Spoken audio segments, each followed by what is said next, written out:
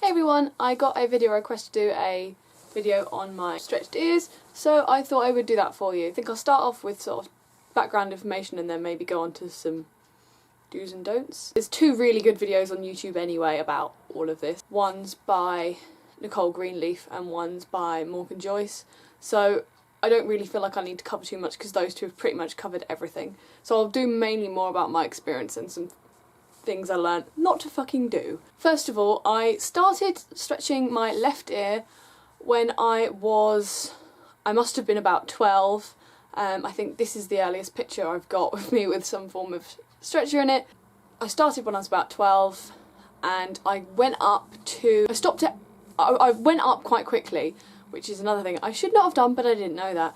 Like all young people stretching their ears, you think the bigger, the quicker, the better. But it doesn't work that way. Of course, you get the people like me who used tapers, which are spawned from the arsehole of the devil, and you use them to go up quickly, or that's what people usually do, and it's a form of stretching, but I'm going to get onto this. Yeah, I started using those, and I went up quite quickly. I left them, the first few ones when I was getting used to it, I didn't leave them. I actually left them fairly quite at the time I probably should have done. I left them a few months, but it was when I got to around 5 mil, which was, I'm not sure what that is in other terms, but it was around that sort of size. Then I started to get really lazy and just thought, fuck it, I want it as big as I can, as quick as I can. So I would get ones and think, my ear seems to have got used to it, which basically meant it's not swollen, it's not inflamed, which should not ever be anyway, but I'll get onto that. I basically thought, oh, it looks fine, I'll just shove the next size in. And of course doing that, then my ear would go red, it would look inflamed, and it would swell up. I was lucky that out of all of my friends, I was one of the ones who didn't have their ear start bleeding from doing it that quickly. My ear did swell, but it didn't bleed, which is another thing I'll get on to. I've said that about a lot of things, but there's so many things to really say. And it was when I got to about 8 mil I stopped for a while, and then I thought about doing this one, which I took to 3 and kind of just left for a while.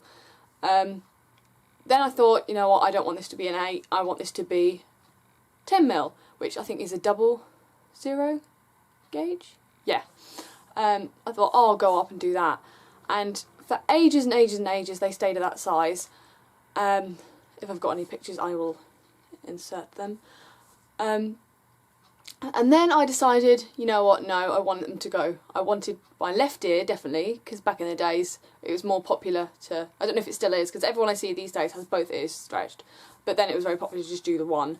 MySpace days. So I was like, I want this to be 16, because I think the boyfriend I had at the time, his were 14 maybe, because mine were, yeah, his were 14, but I was like, I want mine to go slightly bigger than that.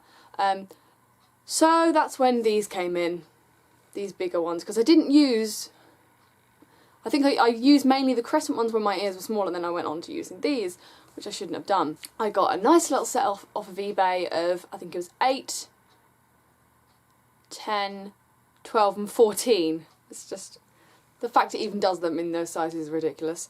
And again, I do the same sort of thing, and then from 14 to 6, although with these ones I must say I did it a hell of a lot slower.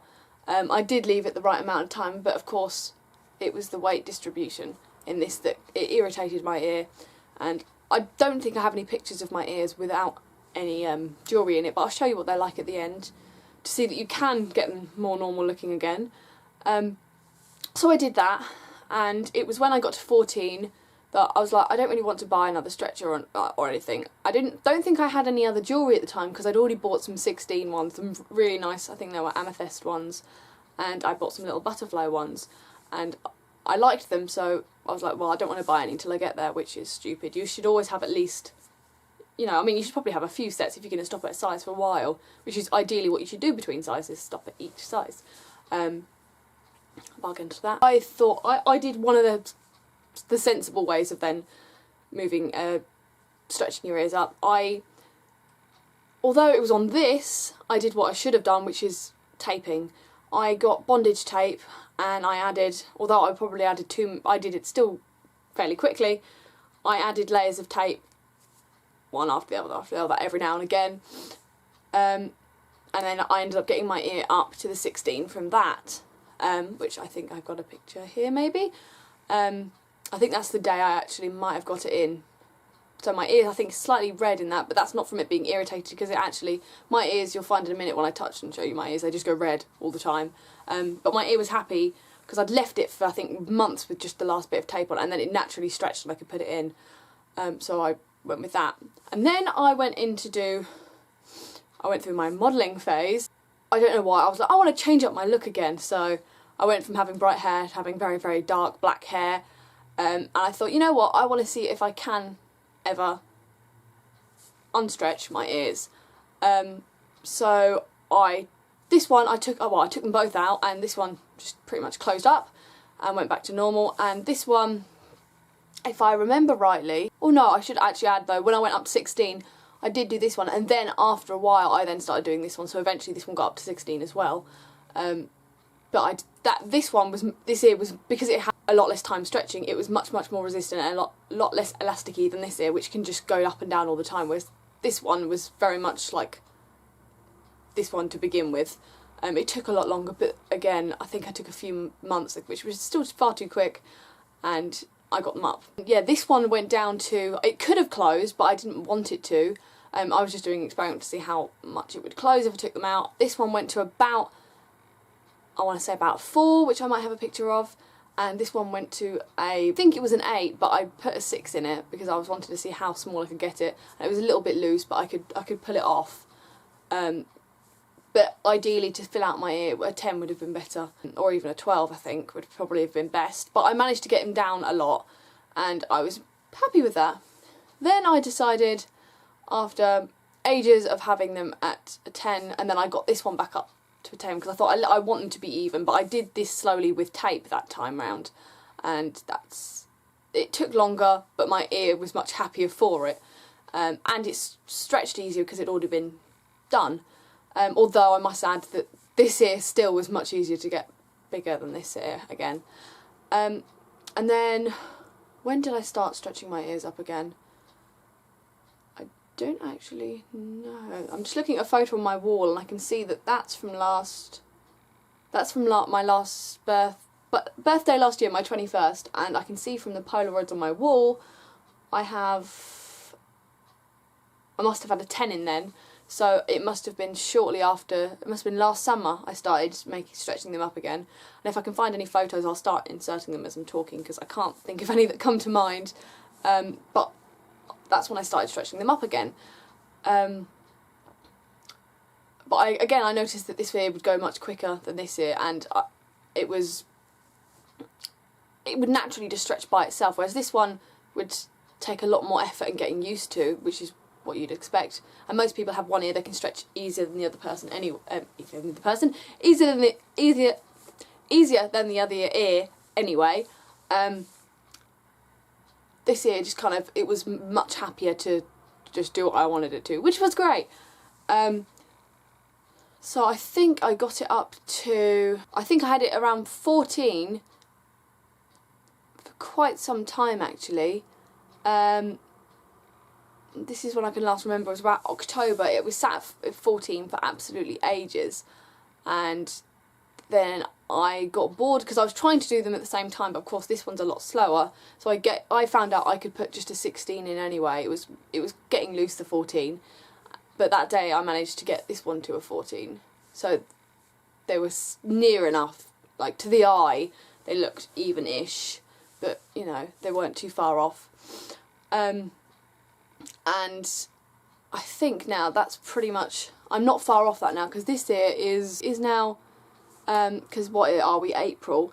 I can tell you from in December, this ear must have been 18 or 20 in December, and this ear I think was probably 16, because it wouldn't stretch up that much.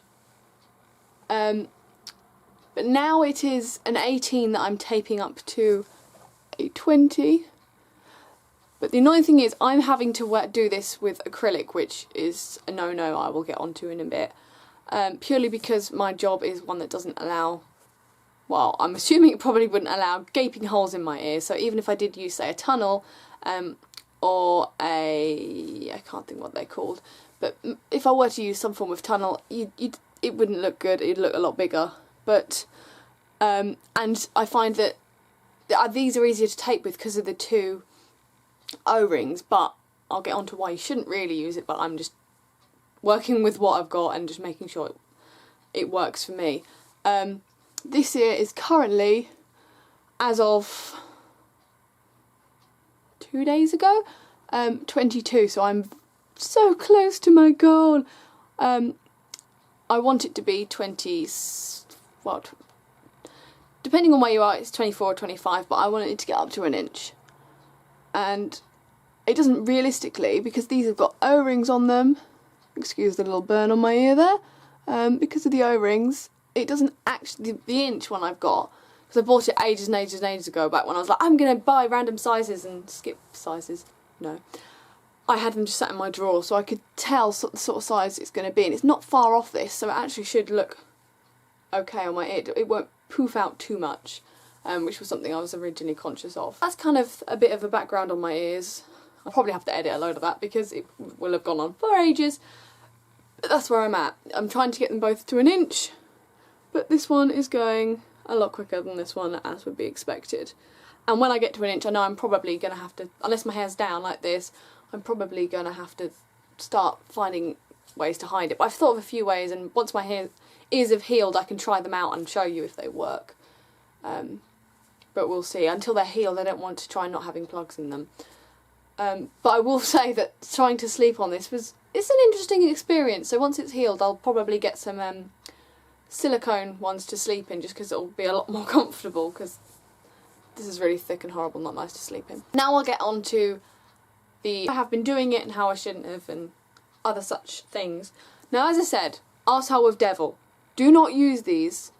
When you put them in your ear, there's an uneven weight distribution, and it can just pull on your ear and irritate it and not make the stretch circular, even. There's a lot of information on this. I'm not going to go too much into why you shouldn't use these. You should see, as I said, Nicole Greenleaf's video or Morgan Joyce's, because they go onto it, and why you should not use these bastards. Don't use them. Don't wear them as jewellery. I mean, if your ear is really, really, really tiny hole, say around 3 mil or less, then I can understand maybe wearing, like, I used to have a really jazzy one, and because it's not really pulling on your ear too much, but these, just no. If you are going to use a form of taper to taper your ear up, what you're meant to do is push them through, obviously once it's been sort of lubricated, and then have your plug on the end of it, ideally one like this that has 2 O-rings, or just one O-ring, like ideally it should be steel, so some form of thing on the end so it lines up and then it just goes in, so you're not wearing that. After about, I think probably the best size to stop using these, because it's practical, would be around 8mm, because you've got enough room to actually get into your ear. So that'd be around a 0 gauge. So after that I would stop using these, stick with your plugs, and then start using one of these. So I personally prefer bondage tape over PTFE Teflon tape, because as much as it looks, this is a lot thinner, so you'll need more layers of Teflon and PTFE sort of tapes as opposed to bondage tape, because that is that sort of thickness. I don't know if you can see the thickness of that. And that is very, very, very, very thin. And that's one of the reasons I found this very hard to work with, because sticking it to a plug wasn't a problem, but then when I'd get it in my ear, it seemed to kind of scrunch up a little bit almost, and then it seemed to make my ear quite irritated because of it scrunching up.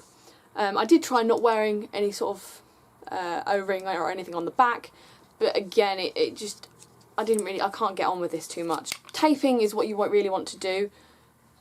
It's a bit frowned upon really to use something like electrical tape, purely because although you might be like, oh, it'll actually stick to your plug and adhere to it properly, all the crap in the glue is really fucking bad for your ear. And that's something I didn't mention. I was using electrical tape for a while because I didn't have either of these. And although it worked for me, I was keeping my ears very, very, very, very clean. If I were to go back in time, I would not do that. Hindsight's a wonderful thing, but you know, I wouldn't use it because it did make my ears a little bit irritated, more irritated than I want to admit to. But it worked, but I wouldn't, you know, endorse it as a method for your ears. Bondage tape for me is the one that I would just, I'd say use. If your ears are particularly, they're not very stretchy, I maybe would say Teflon tape would be ideal for you because it's so much thinner. A good way of getting it to stick to your plugs is jojoba oil. A lot of people use this, or vitamin E oil is also really good, but I just prefer this. I don't know, it just seems to work really well on my ears.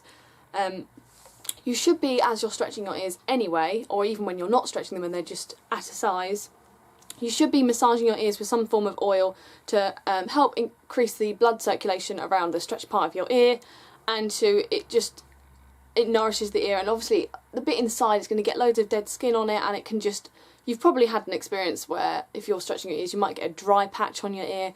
This will help, it just works wonders. I can't go on enough about this. It will just make your ears good. And also stretching, you can use some form of lubricant like a KY jelly or something like that, which I've used in the past and that's what I used to use. But now whenever I put in a plug or anything, usually, I mean, I don't tend to stretch it, I tend to now use natural stretching, which I'll get onto. How many times, someone should do a tally of how many times I'll get onto that or something in this video. If you do that, that'd be quite funny. But I'd use jojoba oil just because it's going to lube your ear up and it's going to be really good for your skin to absorb, and it'll just make your ears all nice and lovely. And I tend to use this after showering, and whenever I'm going to put a new layer of tape on, I will put some on my ears and then put some on the plug, just so it goes in nicely and doesn't get stuck. And because I find that your ear can get, the inner part of your ear can get stuck on bondage tape and it doesn't feel pleasant, and it feels a bit like you're having to force against it, which you shouldn't do. But if you'll find that it's a different kind of forcing against your ear as opposed to if it's too big. If it's too big you can really tell you're forcing, but with this it's just because it's a bit dry and needs some form of lubricant, which is why I'd say use this. I think I got my bottle of this for about £8, which is ridiculous, but I couldn't find it anywhere, so I went to a health shop thing. But yeah. So yeah, don't use tapers, use these, don't use electrical tape. It's not a good idea. It might irritate your ears. But I just thought I'd mention that I have used that, just because I'm no saint, I've made a lot of cock-ups. I'm lucky that my ears have, especially this ear, considering all the shit that I've done to it, has not completely fucked up. I've never had a blowout, which is another thing I'll briefly touch on, because if you're watching this you've probably done research anyway. That's essentially when you stretch too quickly and it causes the inside of your ear to blow out, essentially. I'm not going to get into too much details because, yeah, really, I just can't be bothered, and it's been said so many times and it's all over Google, so just Google it. Google is your friend. When it's cold weather, make sure to keep your ears warm as well. Now that my ears are getting bigger, I've started to notice that obviously it's harder for underneath my ears to get warm. You might find that if you have other earrings next to your ears, as you stretch up, you might have to take those earrings out. I found that the one next door, when I got to about 10mm, was extremely close, so I don't really wear any other earrings anyway. But that's the way of doing it. I can show you what my ears look like, actually. I'll only take this one out because this one I've recently just oiled and put in another layer of tape. Creepy ear hole. Mine are pretty round, considering all the crap that I've done to it. As I say, yeah, it's gone really red now. When I was younger, it was extremely cat butt, because I was like, yeah, I'm just going to put in the next sizes. No, don't do that, please. I mean, it's still slightly around the top.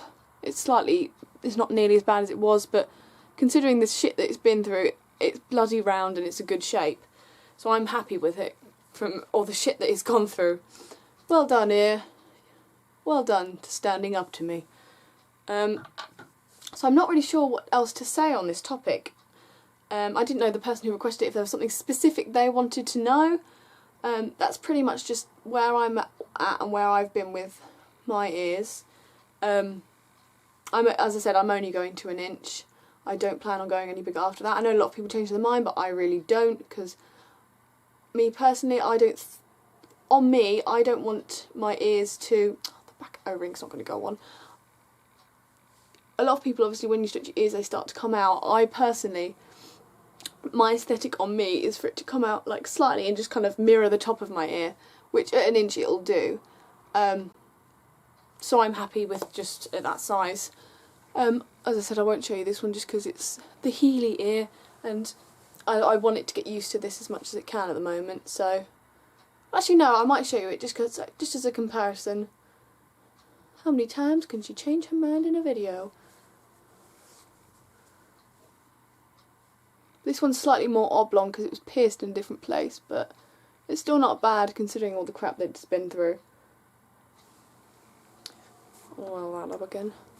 Yeah, when it comes to oiling, I tend to just dip my finger in the top, and as long as your hands are clean, because you need to treat, once you've done a fresh stretch, you need to treat your ears like it's a fresh piercing, because it essentially, well, it is really, it's been freshly stretched to a different size. You need to treat it like it's new, because it is new, so you need to give it all the same care, like cleaning and attention, and treating it like a baby, like you would any other piercing. What else can I go on to here? De-hook all this hair out of my ear! Don't rush it.